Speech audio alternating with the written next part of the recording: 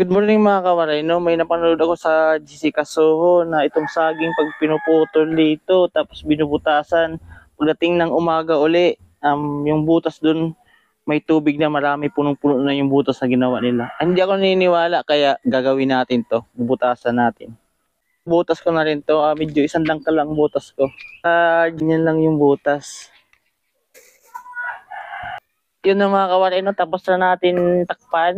Hintayin na lang natin bukas ng umaga kung talagang magkakatubig itong... Good morning mga kawaray, no? Ngayon na natin malalaman kasi umaga na ngayon. Ngayon na natin malalaman kung totoo talagang nagkakatubig itong saging. Hala, ang lino ko ng tubig niya, oh. Yan yung tubig niya, oh. Diyan na yung baso, subukan natin inumin. Parang yung tubig niya, parang mineral. Masarap. Masarap yung tubig niya, hindi siya ano.